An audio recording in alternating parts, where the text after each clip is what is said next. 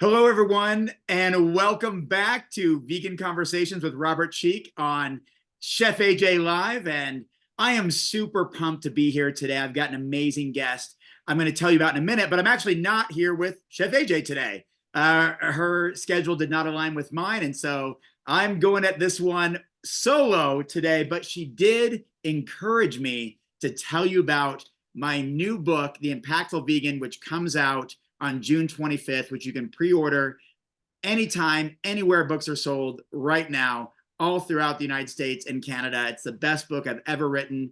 Chef AJ is featured in the book as well, so you can learn more about her and her story and her impactful vegan advocacy in this book. So please check out The Impactful Vegan.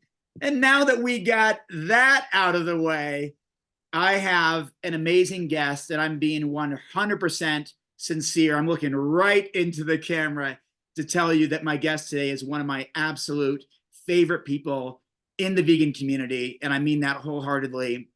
Today, I have the wonderful pleasure of introducing and welcoming Maxime Sigouin to the show. He is from Fit Vegan Coaching. He's the CEO and founder of Fit Vegan Coaching. He has helped over 750 people transform their lives, their health, their wellness, their fitness, and put them on a path to absolute success with a plant-based diet. And even more so, and something kind of close to my heart, and I think close to your heart, is that he does this with largely whole food plant-based approach too. So Maxime, welcome to the show.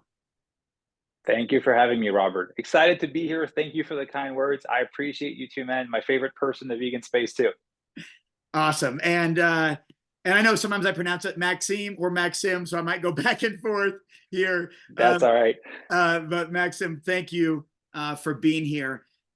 I know you've been on Chef AJ's show before, and you've been hugely popular here. That's why I wanted to bring you back for my own conversation with you to spend the next hour learning more about Fit Vegan Coaching and why you started it, why you became a coach in the first place. And I also want to learn this, the answer to this incredible question, how to lose belly fat, build lean muscle, and strengthen bones over the age of 45. I am 44 and a half. So I am very interested. You're entering the bracket.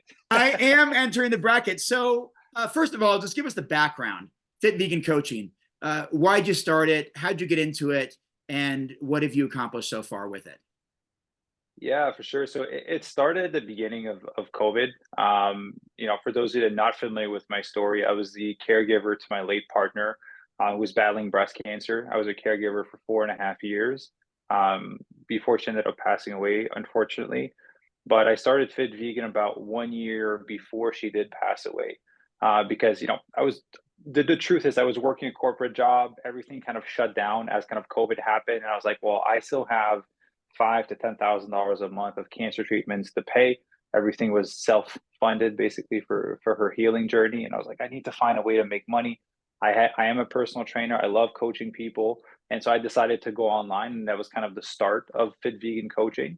And ultimately, as I kind of started this process, I was like, yeah, I'm going to help people kind of lose weight, but at the same time, like, can I make them eat in a way that would prevent them of being in the position that my partner was in at the time?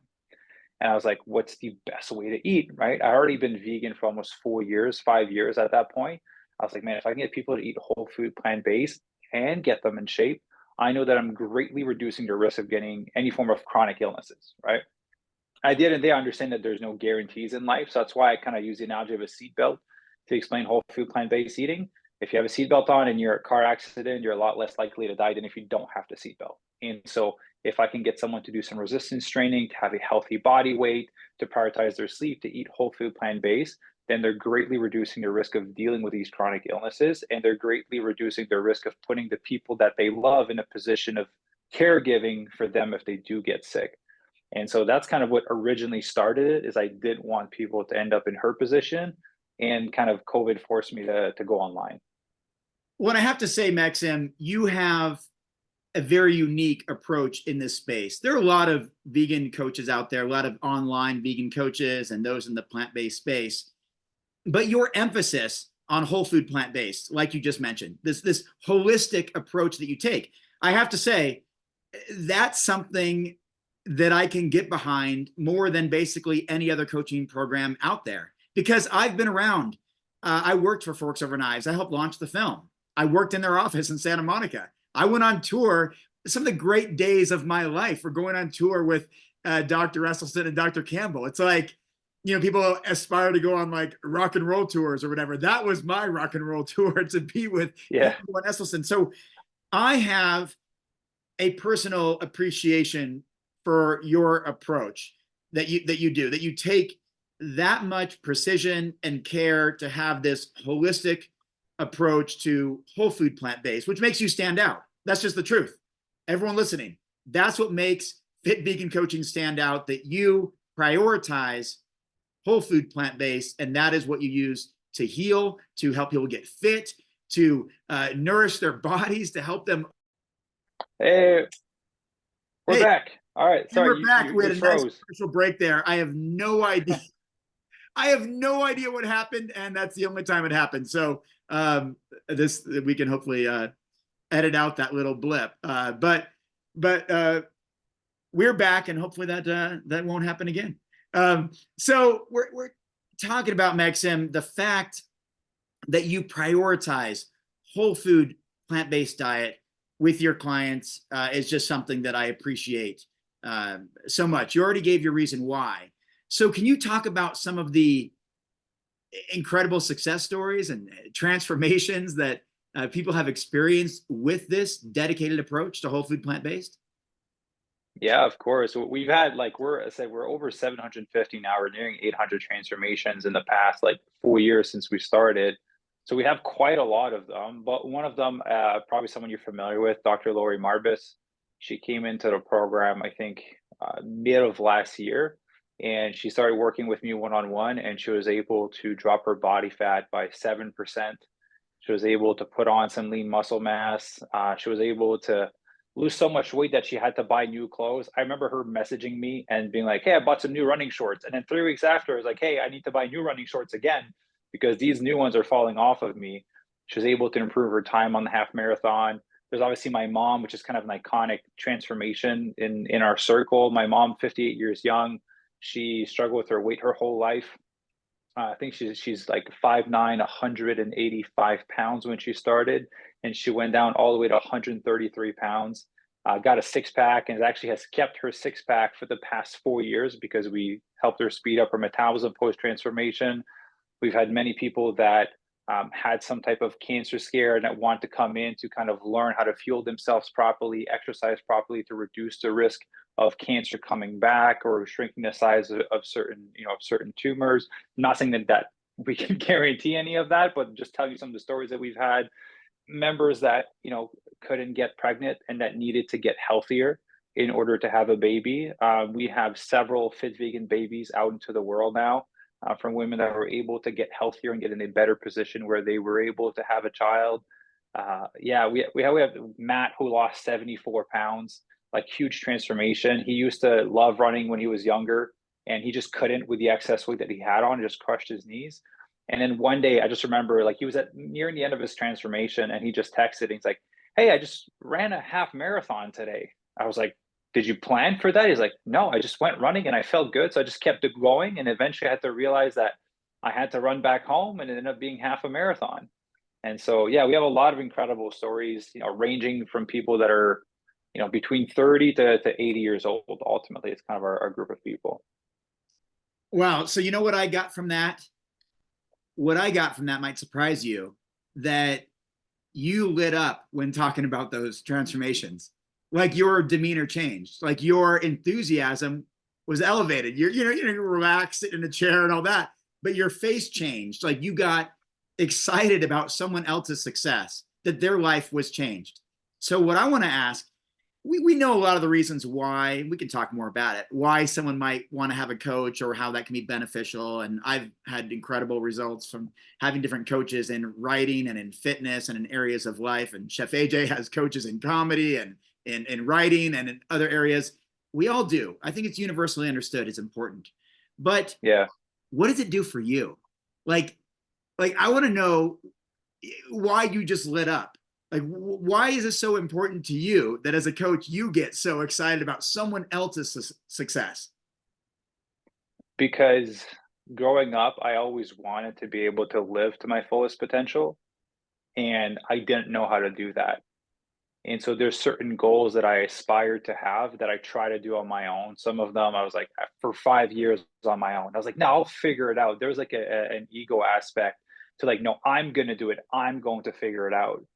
And there was a goal in this fitness area of my life that I wanted to reach. And I've been at it for 5 years. I hired a coach and I got there in 6 months. And my mind was just blown. I was like, I can just pay for someone's knowledge when they've made all the costly mistake in terms of time, in terms of finances, and I can buy the path to getting to where I want to as fast as possible. I was like, this is interesting.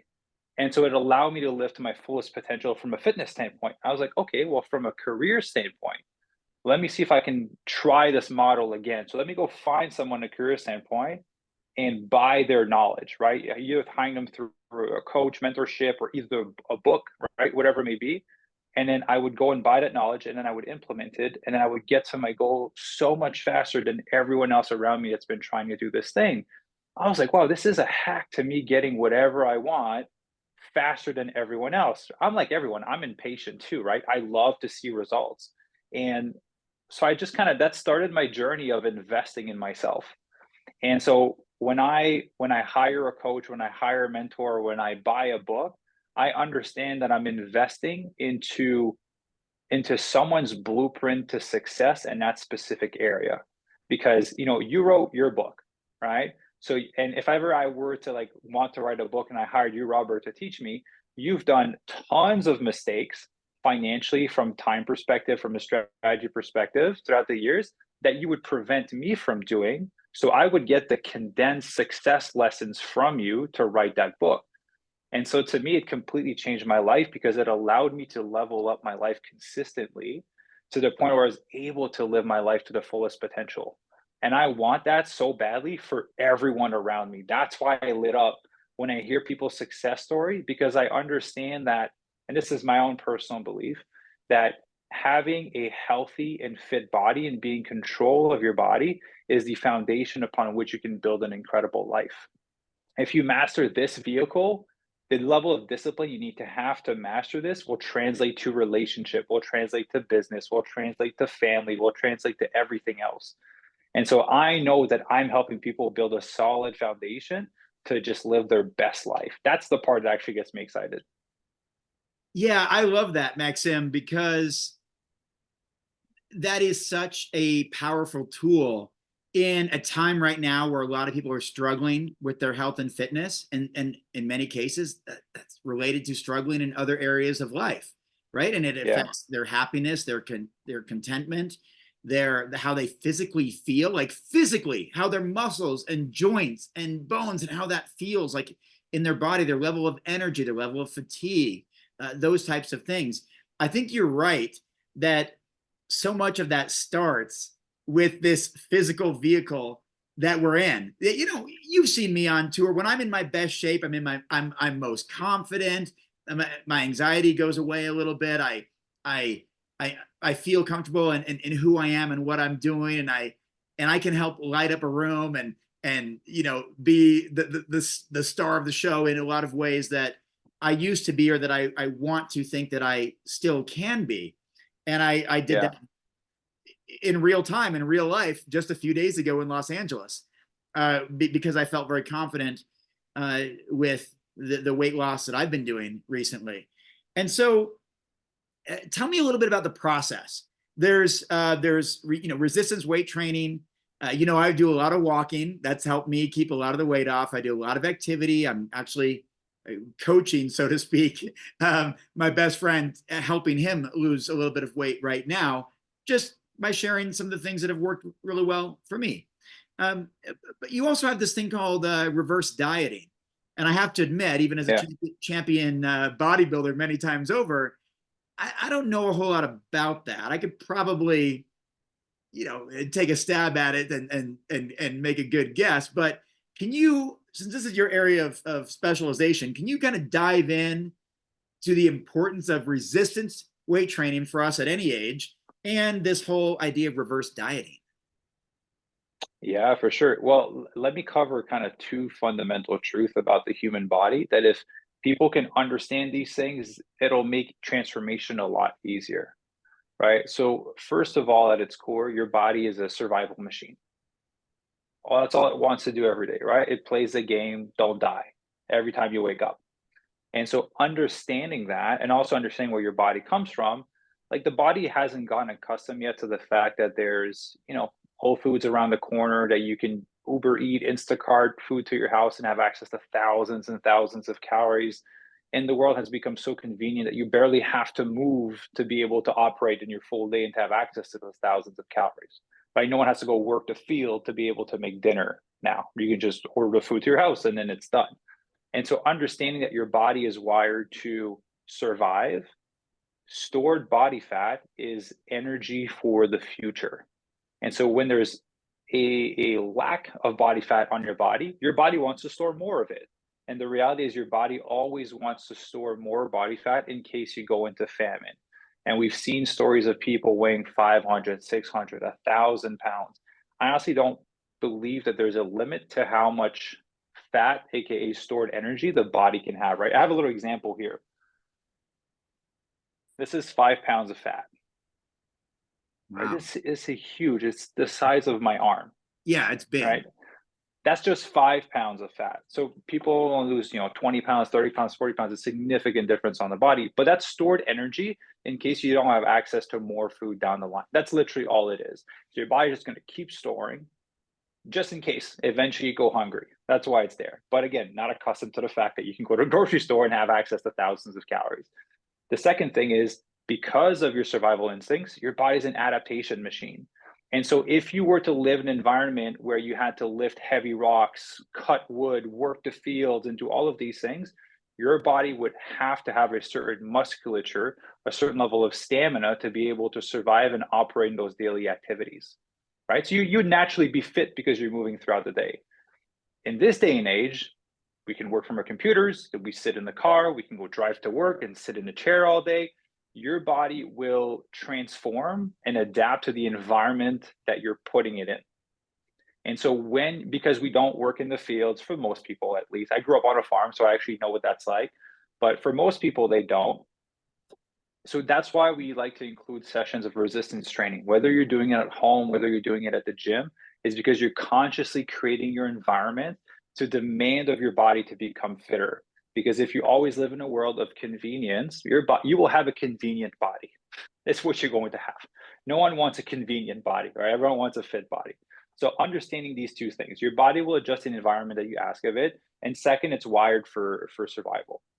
So resistance training is you consciously creating an environment where you're demanding of your body to have a certain standard of musculature, of stamina, of energy, and strength.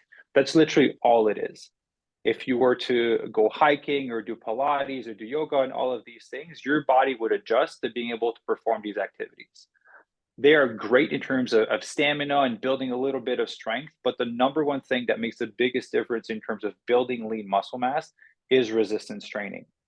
So resistance training can be you working out with resistance band. It could you curling a reusable grocery bags with cans of beans in it. It could be you going at the gym and using a dumbbells or kettlebell.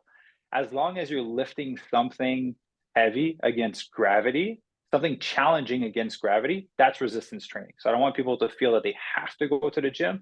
We've got an incredible transformation from people working out at home, right? So that resistance training component is also putting pressure on the bone. It's called bone bearing activity. So what it does is it tells your body, hey, we need stronger bones to be able to survive in this environment.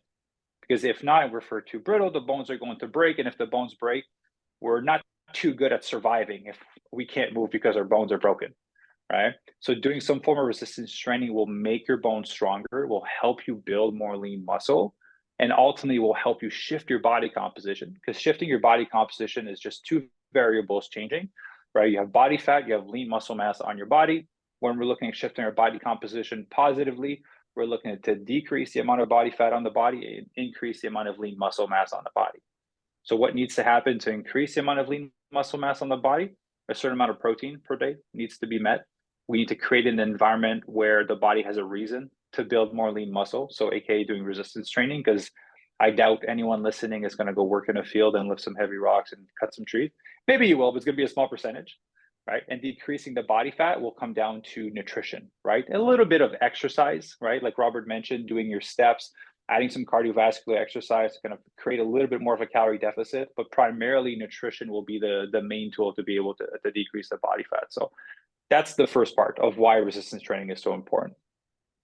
And talk a little bit more about the reverse dieting aspect of that. I mean, resistance weight training, and we can go more into that too, as far as longevity, which is on the mind of so many people these days, including tons of Chef AJ's listeners, and how resistance weight training should be performed, as we age and all of that. But expand more on this reverse dieting thing. How do you feel about the word diet or dieting? Is that do you have a positive or negative relationship even with that word, or a neutral relationship with it? Or is it just the technical term for this practice? Yeah. Do you mind if I close the loop on a resistance training part? Oh, no. So that way it's close the loop for people. Yeah. So yes, as you age, there's a decrease in lean muscle mass, there's a decrease in bone density. And so a lot of people, when think of resistance training or strength training, they think of like big bodybuilders looking very muscular, people on cover of magazine, people stepping into competitions. But at the end of the day, like we've had some of our members in their 70s and their 80s, and their goal, we had a member, Shauna, I'll just say her name, I won't say her last name, but when she started, she had a hard time kind of moving around. And now her last one, she was able to kind of lift her dog that was like 30 or 40 pounds and put it in the truck, like completely like lift her dog and put it in the truck. And she was nearing her 70s as well. And so to her, that was like a demonstration of strength. So as you get older, I know the goal is not to look like a bodybuilder, but the goal is like, can you continue to live your life to the fullest, injury free, and for your body to not be a physical limitation to you living your best life, right? Because at least the way the world has been is you work all of your life and then you retire and then you enjoy your life, but your body's not in the same spot that when you were 20 and 30 years old. And so how can we help you feel phenomenal, reduce your risk of injury, continue to make you feel strong so that you can go on these trips, you can go on those activities, you can go cycle in Italy, you can go hiking or rock climbing, whatever it may be. So that's why it becomes important as you get older, because there's a faster decline in lean muscle mass and bone density. And you need to put an emphasis on that if you want to be able to continue to have good quality of life into your later years. It's like, that's me closing the loop on resistance training. Yeah, well, I appreciate you closing the loop. And I'll just add to that. I'm very fortunate and privileged that I hang out with a lot of plant-based doctors. And many of them they can't stress enough the value of resistance weight training. Dr. Dean Sherzai, one of the brain doctors, Dr. Dean and his wife, Aisha Sherzai, wonderful couple. They give presentations around the world about just the importance of resistance weight training on overall health and even on brain health, and even how lower body exercise, like the squats and the lunges and the lower body movements are so incredibly important as we age. And this is something to prioritize every bit as much as perhaps the walking or the nutrition or the other aspects. So my point is, it's not just you and Fit Vegan Coaching and part of your program. This is like all the doctors, all the experts, all the registered dietitians, whether you're a brain health doctor or a general health doctor or whatever, cardiologist, everybody talks about the power of resistance weight training. And I know you closed the loop on it, but I wanted to maybe ask a question.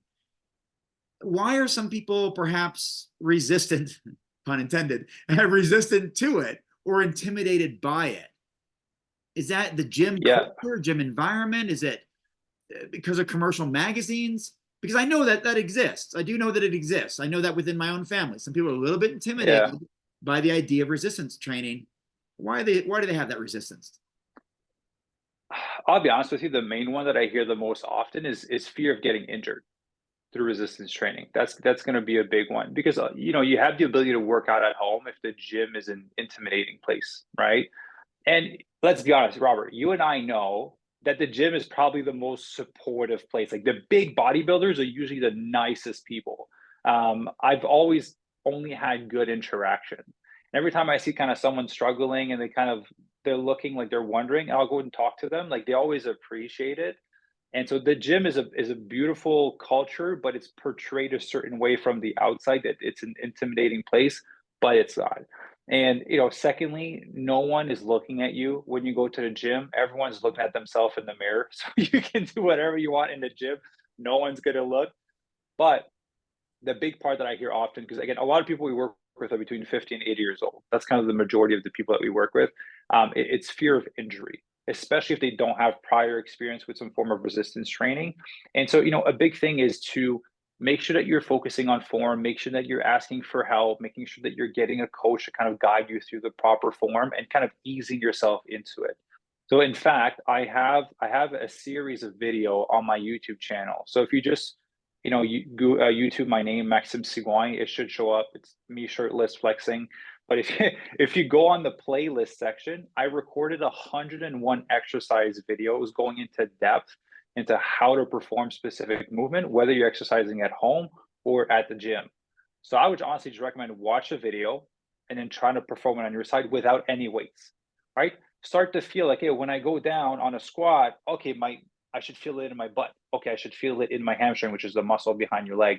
Like I point all of these little things out in the video, and I recorded those videos specifically for that reason, for people that didn't know what to do when they were in the gym or wanted to make sure they had a good form. But the number one reason is usually fear of getting injured. Yeah, that's really insightful. And also, I didn't know about that resource. That's really helpful because I kept thinking when you were talking about these 101 demonstration videos is that we have to crawl before we can walk. We've got to walk before we can run. We've got to learn how to do it. And I think that's part of sometimes perhaps the resistance or the intimidation factor is that I just don't know how to do those movements, you know, Yeah, but I do these group workout classes on the vegan cruise. And I had actually Dr. Michael Greger came to one of them just a few months ago, and Dr. Columbus Batiste and Brenda Davis and Dr. Campbell's wife. And it's kind of fun to have this almost like the celebrity yeah, audience there, but very much like you just said, most of my audience there is between 50 and 80, including, you know, Dr. Campbell's wife was nearly 80 in doing these workouts with me. And it's super inspiring. And one of the most inspiring things I've seen in a while was, and not to segue too much from this, but it's just really cool. It's just a cool story is that, you know, on this vegan cruise, Dr. Esselstyn joined kind of halfway through the cruise. He wasn't there for the whole time. So he got on let's yeah, say, a Tuesday at one of the islands that are ports of call. And within the first hour on board that he got on, I was up in the gym. There he was.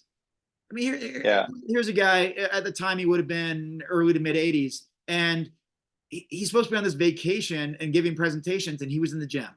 You know, I saw him a year yeah. later, and he was on his bike out in the mountains of Asheville, North Carolina, with Rip doing one of their retreats. And there was Dr. Caldwell B. Esselstyn Jr. on his bike cruising around at 85 years old. And I'm like, man, you know, to use the common you know, lingo these days, that's like hashtag, you know, squad goals, right? Like that's hashtag goals. Yes. Like I know I'm only 44, but like, man, I am so inspired by the people in our movement, whether Jeff Palmer, Yeah. age 61, who has way more muscle than I do, as super buff, or Dr. I Jeff is strong. I worked out with him when I was in Florida. He's a strong guy. Oh yeah, he benches over 400 pounds at age 60 and been vegan for 40 years. Unbelievable. But I know you and I could talk about resistance weight training for a long time. In fact, my heaviest lift was with you spotting me at the world's Yeah. most famous gym. I put up a 345 pound, I think, decline barbell bench. So thank you for helping me achieve that You're milestone. welcome. You did So all the heavy lifting. yeah, I did all that. Yeah. Um, And I look forward to working out with you again soon. I always learn something every time, including the workout we did in Seattle a few weeks ago, where I learned those like animal movements, like moving your body like an animal to open up your hips and all that. And that was tough for me, but good for me to Yeah, learn. yeah, So yeah, thank you for those contributions. But I did mention reverse dieting a couple times, and I don't know if now is a good time to dive into yeah. that because honestly, I don't know a whole lot about it, even though I've written books on this subject. So can you just dive into that for me? For sure. So reverse dieting is the process you would do after a phase of dieting. It's the name that was given to it, right? I'm sure I could label it or brand it something different if I wanted to, but the reason I use the actual word that it was created upon is so people can Google it. Because if I made up a silly name, a marketing name to represent it, no one could find any information on it. So I want people to have this information, which is why I use the word. I'm not a fan of like dieting, just for the reason that you should eat in a way that you see yourself eating for the rest of your life, right? So when we look at the fat loss phase, if you're gonna, and that's not, I'm not a proponent of that, but if you're gonna do like keto and cut out all of your carbs and trying to lose the weight, well, however you teach your body to lose the weight is the methodology you're teaching your body to keep the weight off. And so if you're doing the fat loss phase or your body recomposition phase in a way where you're like, man, this sucks and I can't wait for it to be over, I can promise you the weight's going to come back on after, for sure. And so the reason why we do our fat loss, the way that we do is like whole food plant based, focus on variety. We only put a few metrics in there to make sure the proportion of the meals are right in order to be conducive to shift your body composition. But ultimately, as you kind of go through your slow calorie deficit that you're going to create with your nutrition, as you kind of increase your energy output slightly with resistance training, with cardiovascular exercise, there's going to be a point where you've lost all the weight. So I should say you've lost 40 pounds and you're a woman and you are done your fat loss at, let's say, 1,400 calories, for example. What most people do, women or men, after they're done a fat loss phase, they go like, yes, it's done.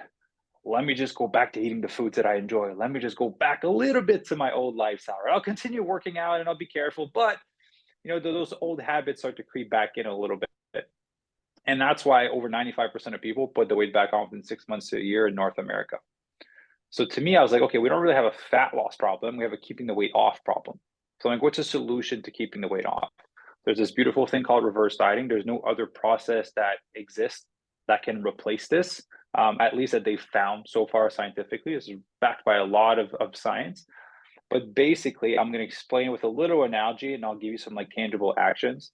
So if you've ever gone, Robert, I know you've gone camping before, right? You know, when you start a fire, a few pieces of newspaper, a few pieces of wood, you light it up, you have this really small flame. That's usually people's metabolism at the end of a fat loss phase, right? It's slower. It's normal. We've slowly been decreasing the food. We've been increasing the energy output as we go through the fat loss phase. So your body has become accustomed to do a lot on less, right? So you have this really small flame. What most people do in a fat loss phase is they throw a big log of wood on it and expect for the flame to be able to handle it. We both know that's not going to happen. Worst comes to worst, is going to dry the wood and eventually it'll catch on fire. So that's like the equivalent of going back to eating more food instantly after a fat loss phase. Your body is like a sponge. If you give it that overabundance of energy, your body is going to store some of it, right? It's going to store some of it back. And the reason being is, like we covered earlier, your body is a survival machine. It's been in the desert for a long time. That's all your body thinks of, right? Doesn't know that, again, there's a grocery store on the corner. It's been in the desert for a long time, hasn't had access to foods for a long time. And then all of a sudden, boom, you give it a ton of energy. What is your body going to do? It's going to store it. I'll be like, I haven't had this much food for a long time. Let me just store it for the future, for the next time we run out of food. And so that's why it's important to not drastically increase your calories after a fat loss phase. So going back to the fire analogy, how do you make a small flame bigger, right? You throw smaller pieces of wood on it, and eventually the fire grows and you throw bigger pieces of wood. And eventually you have a raging fire and you can throw that big log of wood on it and a fire can handle it. So that's the same thing we're doing with reverse dieting, is we're slowly adding energy on a day-to-day basis to allow that little flame to get bigger. Because if I go after a fat loss phase and I give you an extra 1,000 calories per day after, well, your body is going to take some of it and use it as energy, right? Because it's been in a deficit. but it also has a little bit more than what it needs. So it'll grab some of it and store it for the future. And so what we want is just give enough energy for the body to process it and use it. Because again, it's been in a deficit, it needs energy. So let's just say we just add an extra banana per day, which is only 100 calories. All right, it's like, hey, Robert, you can eat an extra banana per day for a week. Your body's gonna be like, yes, extra energy, let me use it, because it's glycogen, right? That's what your body uses when you're working out. So your body uses it right away and it doesn't store it as fat. And so we're just gonna do that on a weekly basis over the course of 4 months, right? So we're literally tricking the body into being able to process more food without storing it as fat. And on average, we can add about 800 to 1,000 calories of food intake to someone's calories. So this, for example, hypothetical woman that ended at 1,400 calories, she would be able to go up to 2,200 to 2,400 calories to maintain the weight that she's lost. As an example, that's what it was for my mom, right? She finished her fat loss phase at 1,400 calories. We brought her back up to 2,400 calories as a 50 years young woman, and she was able to keep the 50 pounds that she's lost. And so literally all we're doing throughout reverse dieting is just slowly tricking the body into being able to process more food. It's important that the food that you're adding is carbohydrates, because it gets digested faster and it gets converted to glycogen, which is the energy storage, energy fuel that your body uses when it's moving throughout the day, when it's exercising. Fat takes a lot longer to digest. When you've been in a deficit for a long time, your body is more likely to store fat as fat because it's energy for the future, right? So you want something that's going to digest really fast and your body's going to be able to use as glycogen right away. So yeah, that's basically reverse dieting.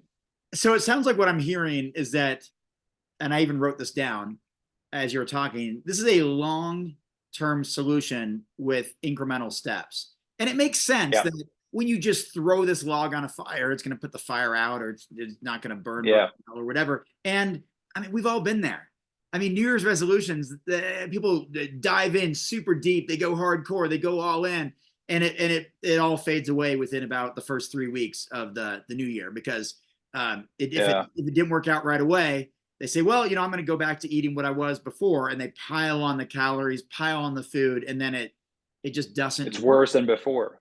Worse than before, because it doesn't have these incremental steps that actually lead to not only habit change, but lead to the impacts they have on the physical body. That it's hard to do drastic change, this immediate change from one day, going a massive reduction in calories, or all of a sudden walking from 5,000 steps a day to 25,000 steps a day. These things are not necessarily sustainable, right? So I appreciate the fact that you nurture people along the way. I mean, obviously 800 successful transformations is proof of concept that this that this works. And that we have some of the top plant-based doctors backing us up, and we've coached so many doctors throughout the years. You can see them on our website. Like, they wrote testimonials of all the doctors that we've worked with. We're still working on adding some of them, but at the end of the day, the biggest lesson for people that we have to give them is like, slow down. It's going to be okay. It's going to work out. Stop trying to sprint this thing, because sprinting it is the thing that brings you in the same position every time. That's the same with writing a book, right? I have this lesson that I talk about writing 2 pages every day, rather than trying to write 50 pages in one day, like cramming for a test in school and just being exhausted and have to pass out the next day because you stayed up all night and didn't sleep, and think that that's the way to write a successful book. That's not the way to do it. It took me 2.5 years to get to the point where this new book is ready to come out, through deliberate, daily, small actions of forward progress, as I'm getting better and learning more and developing my craft and developing new habits and getting accustomed to it and improving and getting better at it. It's so analogous to fitness as well. And the same, I just did a fitness, a fat loss program, and it was the same kind of thing. It was me showing up every day to do a little bit more.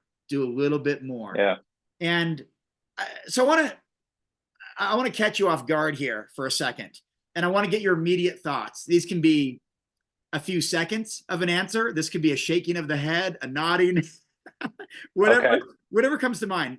So when you hear some of these statistics, what do you think about, or what's your reaction to them, or maybe even a solution to them? So here's one. According to a survey by NBC, 80%, 80%, 8 out of 10 Americans eat fast food at least once per week. You have initial thought or reaction to that? It's wild. I think it's actually like more than that. I say people probably eat something processed every single day, either not necessarily at a restaurant, but in terms of like packaged food at the house. Sure.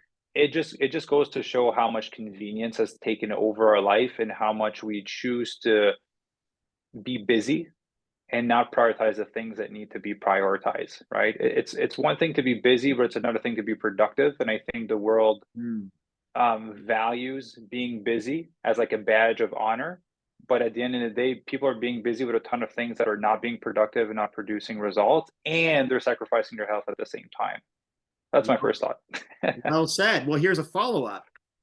80%, as we just said, eat fast food once a week. 37% report to eating fast food every single day. So almost 4 out of every 10 people. Same answer, same response. That Yeah, pretty much. And again, I don't want to be like, I understand what I sound like and I understand what I look like when I say these things, right? I'm a 6'4" athletic guy that's been fit a huge chunk of his life. I used to weigh 240 pounds for the people that don't know. I understand where I'm coming from. I used to have a bad relationship with food. I used to be the guy that would like buy donuts, throw them in the garbage, pick them out of the garbage because I really wanted to eat them and eat them. So I understand the addiction, the binge eating aspect. I understand all of that side, but I want people to understand that like that there is a way out of it, and that if it takes you binge eating or eating processed food out every day, but you're consciously working on it, and the next month you're doing it twice a week instead of every day, phenomenal win, right?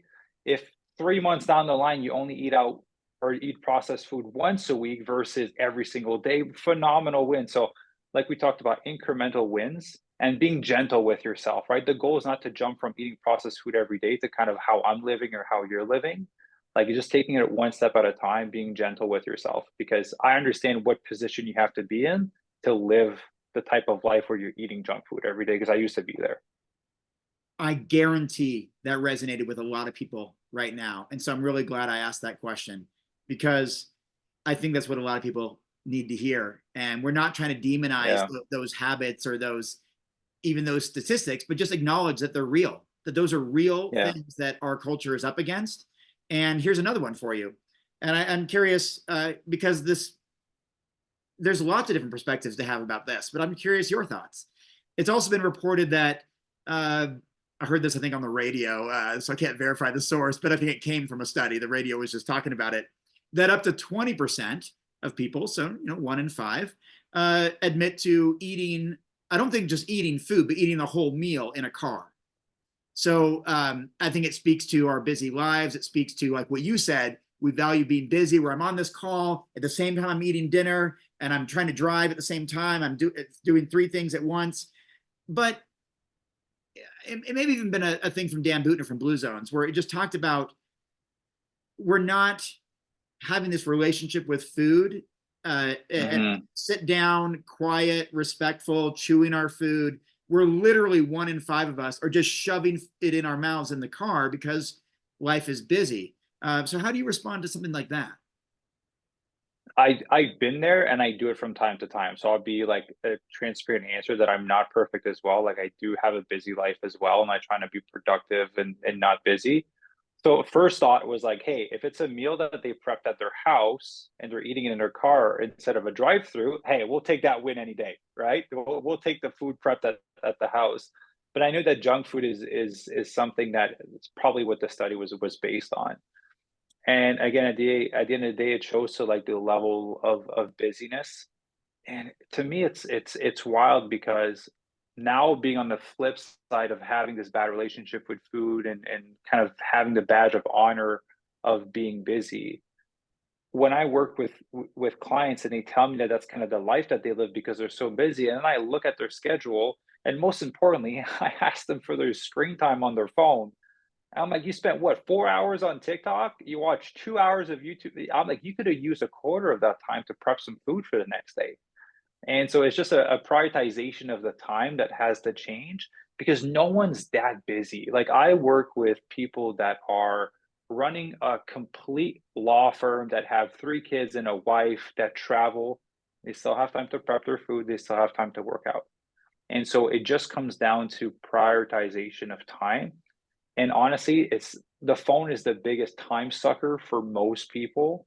And so I'll just give an actionable piece of advice for people. If you want to get time back from your life, there's an app, I think it's called Opal, right? You can block certain apps on your phone during certain times. So to me, when I do some work in the morning or in the afternoon, whatever, I will put it on and I cannot access Instagram, YouTube, or any of those apps on my phone. You know that I do digital detoxes every 2 months. For 1 week, I go completely offline for a week. It's incredible how long a day is when you are not on your phone. You're like, oh my God, there's so much time to spend here. So to answer the question is I think a lot of people waste time on their phone. And if they didn't or watch Netflix, they would have time to prep a few meals for the next day, right? Like how quick is a stir fry to put together for lunch the next day? Like it's very quick.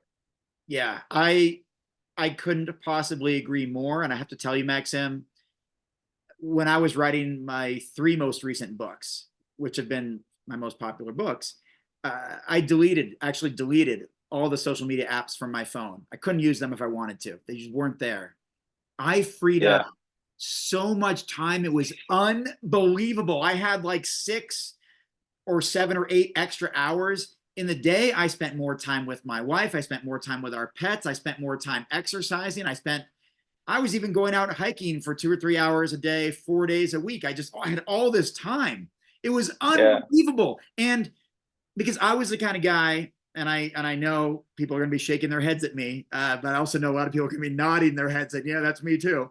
I was the kind of guy that very safely, mind you, if I was at a red light, I was checking my phone notifications. I just was too Mm, bored in idle time at a red light yeah. driving. I had to check. When I was at the grocery store waiting in line, I would check. And then it got really bad. Even if I was kind of tuning out of a conversation, I would start checking. I would look under the table for, notifications, Yeah. dinner. I couldn't even get through workouts. I'd think of something to say that was funny that I wanted to put on Twitter to get people to laugh, and I'd stop my set in the middle, post it on Twitter, and then sit there for 20 minutes looking for reactions. When I Yeah. when I stopped that, not only was I able to do things like meal prep, I was able to track my meals for like 6 weeks at a time because it was easy. I had the time to do it. It wasn't a burden. And I was able to Yeah. recognize patterns within myself that I was addicted to caffeine and that I was not eating as many leafy greens as I should and that I wasn't drinking as much water as I should. I became aware. I got into some of the best shape of my life. I had the most productive use of time. I wrote the best books, one that went on to become a New York Times bestseller. And I equate and credit a lot of that to the time that I spent away from my phone and away from the addicting apps to just be more present in my life. And so I had no idea we are going to talk about that in today's conversation, but very funny that Yeah. you mentioned how important that is when you are assessing one of your clients' ability to achieve their goals or to carve out time in their schedule by identifying how much time they use on this tiny device we put in the palm of our hand. Yeah, it comes down to mindset, right? Which we haven't like talked about, but if you're cool with it, we can dive into that a little bit Let's do it. because the mindset component is the biggest factor in a successful transformation. It literally does not come down to the workout. It does not come down to the meal plan or to the nutrition because who cares if you have the best training plan in the world and the best meal plan in the world and you don't stick to it? Nothing's going to change. It's not because you hold it that it has some magical power that fat starts to melt off of you. So there needs to be some type of compliance with the plan and kind of with the structure. And obviously, you want it to be built to meet you where you're at and kind of work your way up, right? We don't want to do the New Year's resolution. I'm going to work out 3 hours a day, 7 days a week, and then you just kind of get tired after 2 to 3 weeks. But mindset is the biggest piece. And after having coached this many people, like hundreds and hundreds of people, I think I identified the number one thing that makes people fall off, right? Because one of my beliefs and one of my favorite quotes is that people don't fail, people quit. because if you're on a road that's swerving and whatever may be, that's meant to bring you to the outcome that you want, there's going to be potholes, there's going to be speed bumps, there's going to be trees across the road. Like, there's going to be shit along the way that you're going to have to slow down for, that you're going to have to get out of your car and deal with. It's part of the journey. But the thing is, most people, as soon as they hit a speed bump or they see a tree across the road, they just quit. But the truth is, if you just continue to driving, no matter how slow it is, eventually you get to where you want to. And so the number one thing that I found that screws most people's transformation that have never really reached their goal is a mismanagement of expectation. They think that once they commit to transforming, that this whole journey will be perfect. They're like, oh yeah, Monday, nutrition, top notch. I'm not going to miss a workout. Everything is going to go perfectly. And they don't account for life, which is kind of a big factor to account for, right? There's going to be stressors at work. There's going to be things with the kids. There's going to be days where you're stressed. Your friends are going to call you out to go to the restaurant on the weekend. You're going to go on vacation. There's going to be business trips. So the goal is not to be perfect the whole way through, because again, through almost 800 people, I've never had someone have a perfect journey. But the reason why we have so many successful transformations is because we help people get back on track when they go off track, because going off track is a part of the process. And so if you don't quit, you won't fail. And so whenever you do go off track, there's a few things we like to say in the program. There's 4 big ones. One is win the next meal. Literally, if you work with us and on a Friday night, you binge on 5,000 calories of vegan chocolate and pizza, guess what my response is going to be for you on Saturday? Hope it was good. Just eat your breakfast. We're not going to play the game of trying to compensate with your nutrition or trying to compensate with exercise. That's just going to lead you to have an unhealthy relationship with food and exercise and your body, right? You went all out. Hey, cool. Hope you had a good time. Just eat your breakfast. Just go back to eating your lunch. Just go back to eating the food that's nutritious for you and that's good for you. Hey, you missed a workout? All good. Work out the next day, right? Most of our people work out 3 to 4 times a week. So that gives you 3 to 4 days to move your workouts around. If you can't work out on Monday, move it to Tuesday. If you can't work out Tuesday, move it to Wednesday. You still have Friday and Saturday and Sunday to work out, right? So there's that wiggle room. So win the next meal, win the next workout. And 2 big ones is, one is consistency compounds. I love what you mentioned earlier about writing 2 pages every single day. Like, literally, if you read 1 page a day, if you write 1 page a day, it is undeniable that at one point you will finish writing or reading a book. So if you just keep showing up every single day, it is undeniable that you will reach your goal. It might take you longer than what you expected, but who cares? You still got the thing that you want, right? I always use this analogy. I have this photo with Tony Robbins up here. I've been wanting to meet him since I was 15 years old. And he has like a special group of people that's very elite, that was crazy expensive. When I first heard of it, I was like, that's someone's yearly income goal to join that thing. And I was blessed last year to be able to join it. I got to do a private trip in Hawaii. I got to meet him. But this goal, I told myself when I was 15 that I would meet Tony Robbins in 2 years and take a photo with him. It took me 15 years to get this photo. Did it take me a lot longer than I thought it would? Yes, it did. Did I reach my goal? And do I care about the timeline? No, I got the thing that I want. I got to talk to Tony Robbins and take a picture with him and be a part of his circle. So if you can detach yourself from the duration and attach yourself to getting to where you want to, it is undeniable that you will get to where you want to if you just keep moving forward. If you feel like 10% every day for your workout, great, give 100% of that 10%, because you can compound that, right? You can't compound $0. You can compound a penny, you can compound 50 cents, you can compound $1, but you can't compound $0. So simply the act of showing up makes it undeniable for you to get to where you want to. I absolutely love that. And I want to have like another hour-long conversation just about that, because Maxim, I know we've known each other for a few years now, and I don't want to monopolize time here, but I had the exact same thing. For me, it wasn't to meet Tony Robbins, but I wrote these in my journals back in the 1990s, in the late 1900s.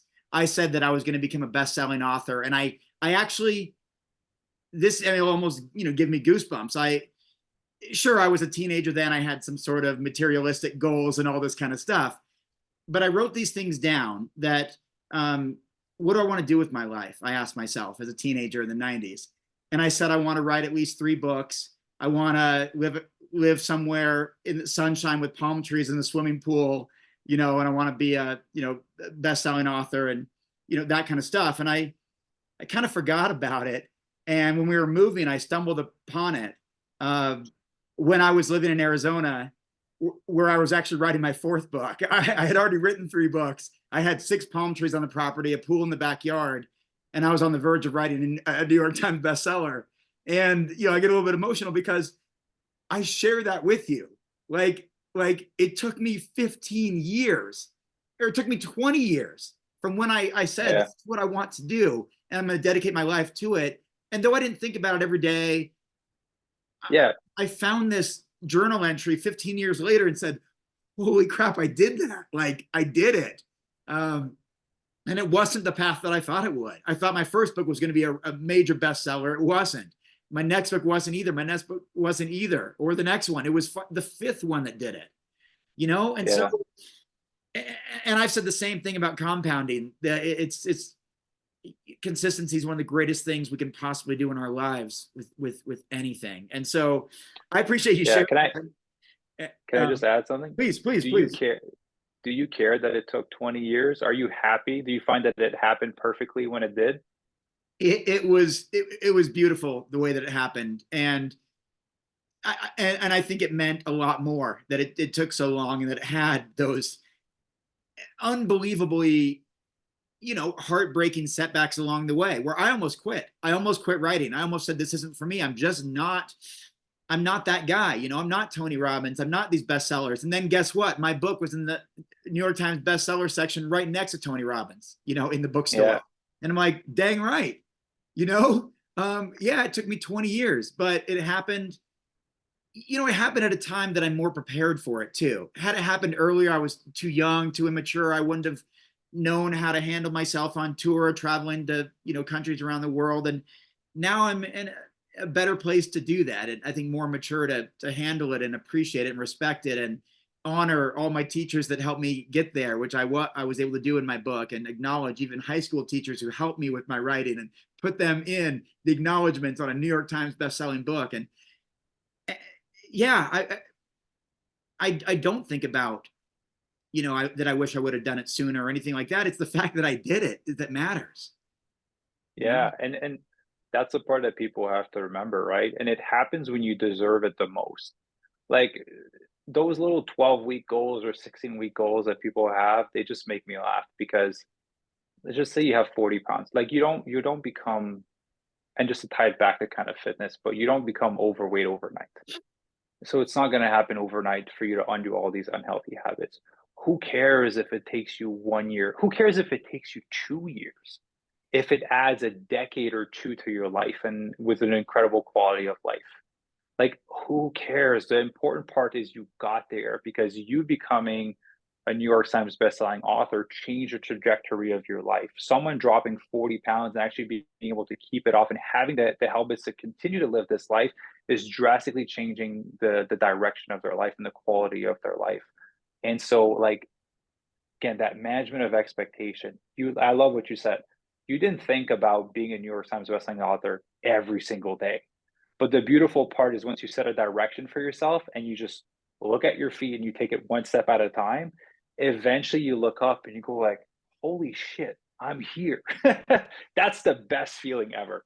Yeah, it's unbelievable. And that's why I say, and you've heard me when I've given talks, you've been in the audience and I've been in the audience when you've given talks. I say that, and it's not my own quote, I learned it from David Schleich, but kind of like what you alluded to, you write 2 pages every single day and soon you've written a book. Or in this case, you walk 15,000 steps every day and soon you've dropped the 30 pounds or whatever. Or you adjust your calorie intake every single day to an appropriate amount and soon you've dropped the 40 pounds. Or you practice whatever it is, whatever craft that is, every day and soon you play the guitar.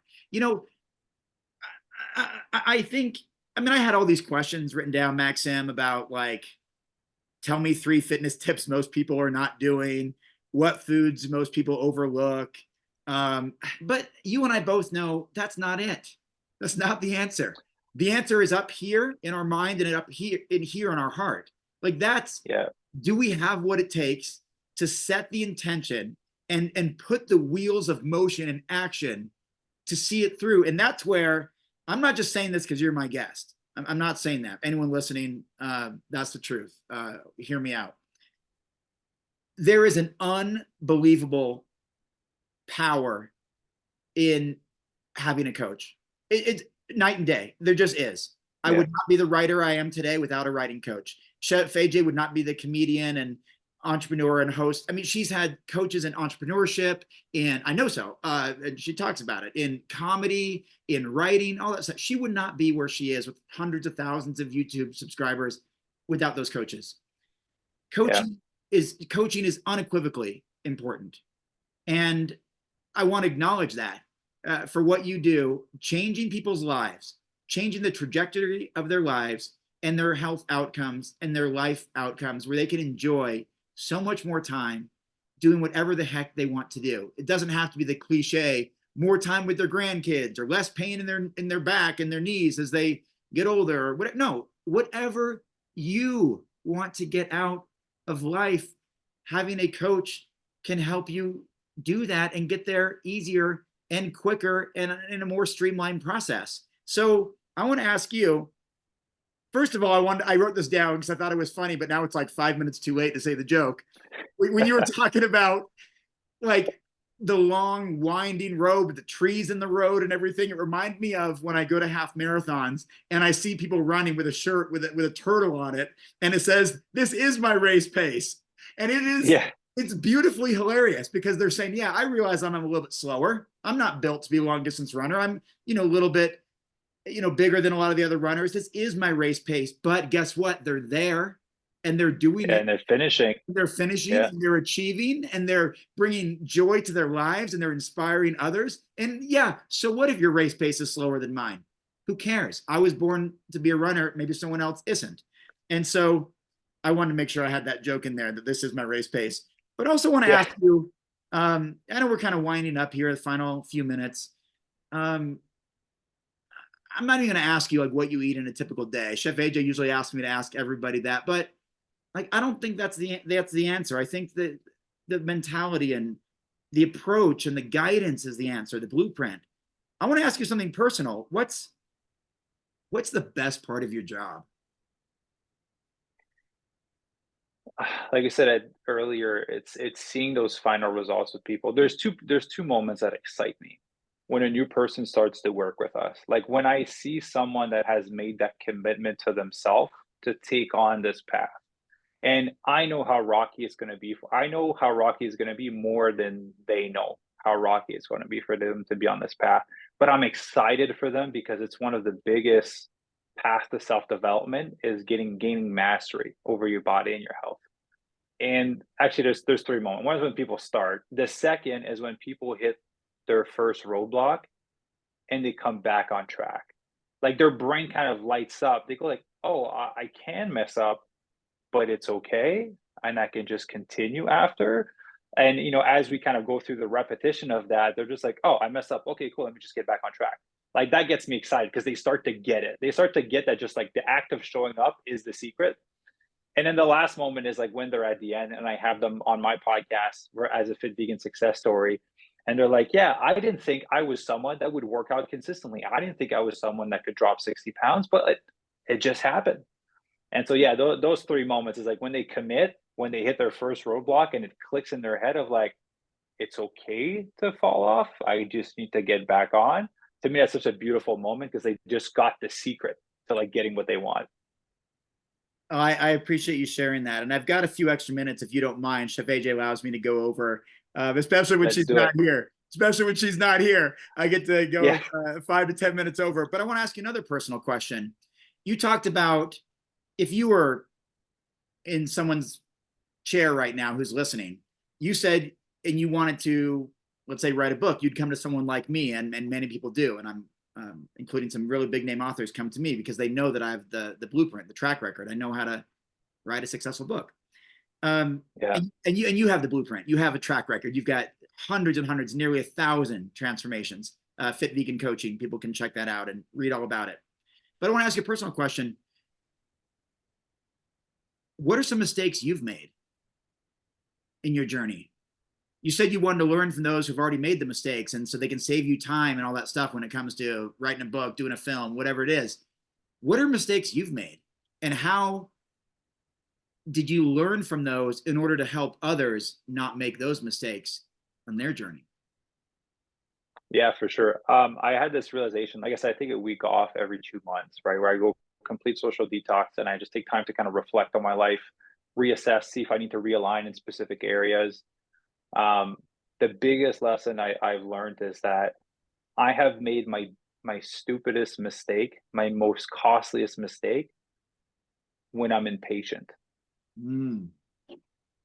All my rash decisions are the things that have costed me the most amount of trauma, pain, and financial pain. And so I've learned to sometimes when there is something to just sit with it and not trying to fix it and be like, what is the best course of action here? Because taking fast action is what brought me to this place where we've helped this many people. But we didn't share this early on the recording, but after my late partner passed away, I created this mission for myself and for the company, which is to help 10,000 people get lean, thrive, and disease-proof their body on plants by 2033 and 1 million by 2050.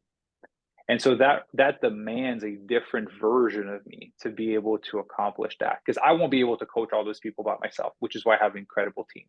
But for me to get to that next level requires me to think more strategically of like, how can I serve people to that extent? And me making fast actions is what brought me to this place of 800 people almost that's been transformed. But now I'm seeing that me taking those fast actions is the limiting factor to me getting to 2,000 people help, 5,000 people help. So now I'm realizing that I just need to sit with my decisions a little bit longer so I could make the most strategic decision. And so it kind of comes down to being productive versus being busy. I love being busy like everyone else, but I'm learning to be productive and make smarter decisions. So I'm hiring mentors that are in my life that are there to be like, Maxime, calm the heck down. Here's the best course of action. Let's reflect on this together versus do these actions and you'll get to this place. So I've kind of outgrown certain mentors in my life, and now I've hired new ones that are a level above. And I personally always like to try to hire a coach or a mentor that has the specific area that I'm trying to improve in, but that also has the family side. Because I've had some of my mentors who I looked up to from a business standpoint, and he was a Christian man, family man, get divorced from his wife. And I was like, damn, the person I looked up to that I thought had it all together didn't. And so that's why I do these weeks of vacation with my wife. I was like, this is important to me. So when I hire a coach, I make sure that they have the main area that I want, but also the adjacent area, because I don't want to have this main area at the expense of my family, at the expense of my wife, at the expense of my future family. And so that's kind of how I make my decisions, but definitely my biggest mistakes have come from impatience. That's why I tell people, don't rush it. I'm human too, which is why I have coaches in my life. We're over an hour into this, and that was perhaps the most helpful thing for me to hear right now on a personal level. Yeah, it was interesting to hear about reverse dieting, and it was interesting to hear about the fitness stuff and all that. But man, I've made a lot of mistakes, but because I'm not impatient. I mean, from being impatient, because I didn't have the patience. I didn't slow down. I didn't evaluate. I just rushed, and I just needed something done, by yesterday, in all kinds of areas of life, including fitness, including health, including trying to take shortcuts and that kind of stuff, because we only have 1,440 minutes a day, and trying to be productive and use that time wisely. And I've made a lot of mistakes too. And you use words like that. Impatience has caused pain and trauma and things like that, and I relate to that completely. So I appreciate you sharing that, and also just the way you expanded on what you look for in a coach. It's not just someone who knows how to calculate a meal plan for you, or knows how to be really good at reminding you to use the Stairmaster, right? But you talked about this holistic, even use the word family and maybe use the word well-being or something like that, approach to guiding you to achieve something that's deeply meaningful to you without having to sacrifice. Yeah, man, this is another conversation. You and I should. Yeah, and I can't tell you how many mistakes that I've made. Too many hours down here in the basement by myself, 12 hours a day writing my book. Well, my wife has dinner by herself and goes to bed, and yeah. I come to bed hours later. I'm not proud of that, right? I might be proud of the books I produced, but clearly there was a better way to do that, and I acknowledge that now. So you're helping me through some some of my own Good. pain and trauma right now that I've even talked privately to Chef AJ about. So thank you for that. We are running out of time though, and people can get a complimentary call with Fit Vegan Coaching. They can learn more about it, like just to talk with your team to learn more. How can people do that? Yeah, simply heading over to fitvegancoaching.com. Yeah, if you go on there, there's a lot of information. There's videos you can watch and learn a bit more. So like how we coach people. You'll see my mom's incredible transformation. We have a tab with client success stories. Because I do like almost hour-long podcasts with our members when they're done their program. So you get like a full insight as to what their journey was like. Well, yeah, they can go on there, book their complimentary call, have some information, and see if it's something that would work for them. And we're always upfront that if we don't think we would be the right fit for them, we are more happy to refer them to someone that might be a better fit. Like at the end of the day, we just want to see everyone win. So whether it's working with us or with someone else, then whatever is going to be the best for for the people that we're going to be talking to.